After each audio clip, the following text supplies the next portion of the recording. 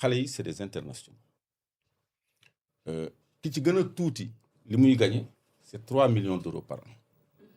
par semaine c'est 120 000 euros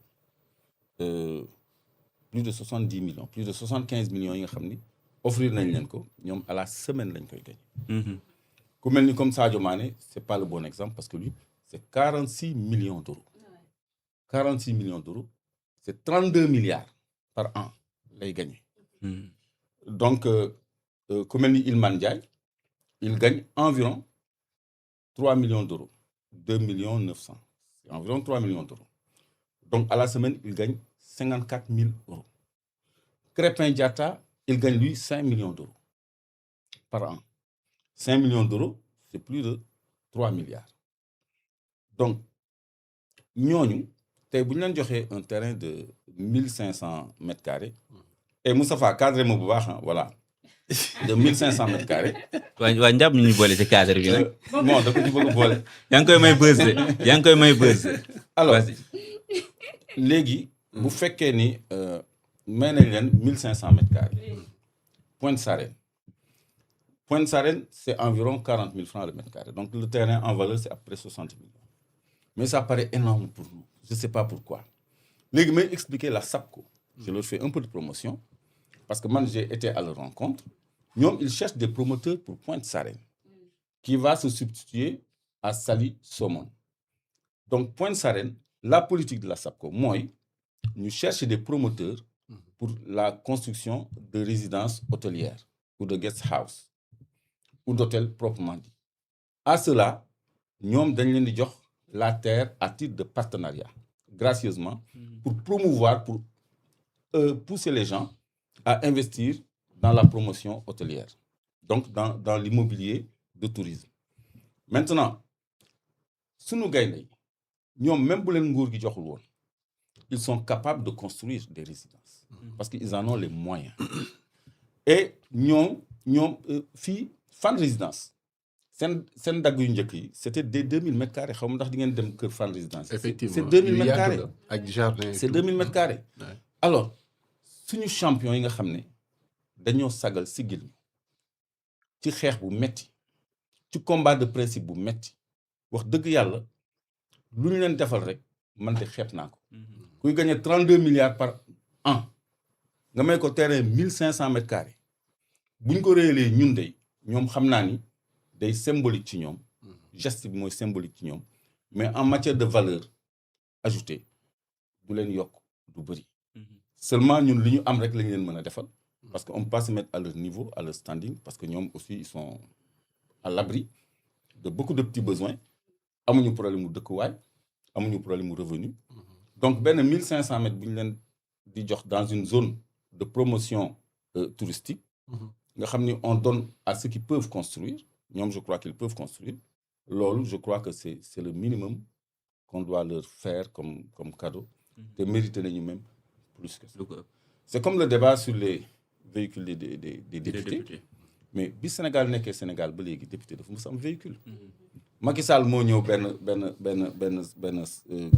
mandature parce que opposition bi am na la moitié de l'Assemblée nationale mënuñu di joxe véhicule xaalis lay joxe mais ça c'est une exception la règle mooy député dafa war a am oto te dafa war a am oto bu baax bu mën a dem Kédougou bu mën a dem àll et cetera problème bi c'est juste une question de transparence ñaata la oto yu coûté ndax am na appel d'offre kooku ça vaut débat mais si député dafa war a am oto kooku c'est pas un débat fu DG yi di amee ay Land Cruiser un député qui nous représente nous peuple war na am oto de la même façon gaynde yi nga xam ne ils portent notre drapeau ils sont nos ambassadeurs ñun ñu am ci fierté am ci mbégte boo xam ne ça a même emporté quelqu'un Allahumma ighfir lahu warhamhu mooy l'imam là qui est décédé d'émotion pour traduire rek la profondeur de ce que nous avons ressenti comme exaltation comme satisfaction vraiment 1500 mètres carrés il faut qu'on cesse de dire que c'est beaucoup c'est énorme parce que est-ce que ñuy wax loolu Clédor c'est parce que ils se disent que on est en train d'enrichir ou bien di jox opportunité ñoo xam ne ils peuvent vraiment se le payer au détriment des Sénégalais yi nga xam ne c'est des salariés ou bien des businessmen yoo xam ne dañuy débrouiller est-ce que nekkul foofu. non non non non non parce que Lions yi kenn mënu leen fay en fait. justement c'est ça kenn mënu leen fay. oui surtout qu'ils n'ont rien demandé. oui ñun kay ñoo leen bëgg a bégal ci li ñu am. kon na ñëpp bég ci li ñu leen defal. loolu kese mooy. ok mais soxla naa tamit sa kàddu ci Pape Thiaw ak coow yi nga xamante ne critique yi waa Pape Thiaw ak ni mu def. Pape Thiaw il est à féliciter en tout cas moi je le félicite. ok parce que même bu fekkoon ne dañu maintenir woon tapis c'est-à-dire mu génnee joueurs yi. ñu bañ a assister à la suite de la compétition ça aurait marqué le coup. parce que dina fixer le curseur ci tricherie yi nga xam ne ak favoritisme bi nga xam ne dafa am en faveur du Maroc pour ne pas me répéter. te ñëpp teg ci seen bët. kon loolu débat la doon posé sur la qualité de l'arbitrage sur l'organisation parce que gis nañu l'histoire des serviettes et des violences qu'il y a eu là. suñu footballeurs yi nga xam ne ils ont été intoxiqués je crois qu'une enquête va être menée tout ça moom balaa muy ñëw ci terrain bi xamoon na ni ay booyam dañu inap Crépin Diatta mais c'est du lourd dans l'équipe nationale. Oui. Mais priver le Sénégal de Crépin Diatta c'est un handicap. Mais malgré tout on a tenu jusqu'à la dernière seconde ñu bëgg ko jox benn penalty comme ça qui était discutable. Donc sa réaction c'est une réaction qui a permis de sauver la finale parce que finalement bu du woon loolu joueurs yi bu ñu revenir mais dañuy sanctionner équipe bi mënoon nañu forfait équipe bi l'arbitre avait le temps de prendre une décision bi équipe bi génnee mais heureusement que tous n'étaient pas sortis parce que s'il reste un seul sur le terrain on peut pas considérer cela comme un abandon donc la fin heureuse mooy le penalty a été raté les prolongations on a mené au score et on a eu la coupe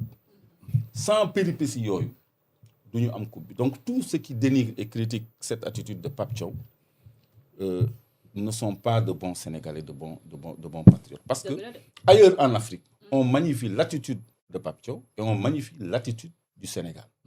donc vraiment je lui tire mon chapeau à Sadio Mané aussi je tire mon chapeau et à toute l'équipe qui a obtempéré qui ne s'est pas posé de questions quand Sadio Mané leur a dit venez rejouer ñu ñëw quand Pape Thiaw leur a dit rentrez dans les vestiaires loolu ça témoigne d'une discipline de groupe boo xam ne mënoon na am cacophonie ñi bokk ñi bañ ñi nangu donc vraiment on a une équipe homogène et cette équipe là il faut leur rendre hommage à tous cette équipe là donc taxawaay ba ci France am seen plateau yi ñu ciy wax non mel ni ko gàddu affaire bi non c'est-à-dire France bu doon sagom ñu disqualifier Sénégal parce que duñ ko rencontrer parce que Sénégal dafa nekk léegi une équipe sérieuse gis nañu sa première rencontre avec l'Angleterre de Harry Kane gis nga ni ñu leen traité on a marqué 3 buts devant l'Angleterre donc équipe bu mel noonu mën na tenir la dragée haute à une équipe comme la France comme celle de la France te France dafa am benn lu ko traumatisé ci digganteem ak Sénégal depuis 2002 donc léegi ñun dañu am benn ascendant ou ascendance psychologique seulement ci France maintenant sur le terrain il faut que ça se traduise concrètement donc ñoom c'est vrai que ils nous en veulent un peu football bi aussi dafa génn tuuti sport parce que suñu digganteeg France nekkatul li mu nekkoon donc c'est tout bénef parce que nous sommes le bête noire ci coupe du monde bi nga xam ni c'est bientôt arrivé donc ils se frotteraient les mains bu fekkoon ni dañu disqualifier Sénégal donc déjà ñoom ñu ngi calculer les suspensions yi nga xam ni est-ce que dañ koy valider coupe du monde ak yooyu ils sont en train de faire le schéma est-ce que le 3 matchs 4 matchs wala donc ils sont en train de stratégier déjà contre le Sénégal donc sur le plan sportif ñoom dañu bàyyi xel et ça c'est une ascendance psychologique que nous avons sur eux te booy c'est des décomplexés parce qu'ils jouent dans leur championnat ils jouent en Angleterre ils jouent en France ils jouent en Allemagne kon mënuñu am complexe kenn sur le plan international c'est des internationaux comme eux am na solo alors nuyoo bango intrusion bango maa ngi doon man j'étais venu vraiment défendre les Lions là parce que vraiment plaisir partagé toi tu en as eu plus que tout le monde alors vraiment li ñu leen defal c'est juste symbolique mais defaluñ ko ñu soxla defaluñ ko ñu ñàkk kër wala ñu ñàkk terrain dañ leen jox ci zone de promotion touristique boo xam ne bépp investisseur boo xam ne am nga moyen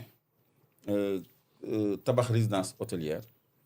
sab ko en partenariat da lay jox suuf si yow nga tabax parce que loolu mooy cette politique d'incitation là pour mettre en valeur Pointe Sarène qui est tout nouveau et qui a de grandes superficies des hectares et des hectares. Merci. Merci beaucoup. Merci beaucoup, mon oncle Clédor. Une très belle surprise. Voilà, mon oncle nous a fait une très belle surprise. On est très content de le voir. Et je vois aussi que les internautes aussi étaient très contents de voir mon oncle Clédor. Mon oncle, on se reprend plus tard. Moustapha, faut tolloon ci sa argumentaire. boobu je pense que wax nañ ci lépp. léegi ñu ñëw ci Pape Thiaw. ñu ñëw ci Pape Thiaw continuer waxtaan bi cette fois-ci on donne la parole au coach du Sénégal Pape Thiaw ñëwaat na ci incident yi nga xam ne amoon na ca finale CAN bi Pape Thiaw qui dit j'ai juste essayé de protéger mes joueurs face à l'injustice tout en s'excusant aussi de son comportement bi nga xam ne jàpp na ne fekkee am na ñenn ñoo xam ne heurte na leen. waaw mais xam nga li mu wax fi ñu toll nii dafa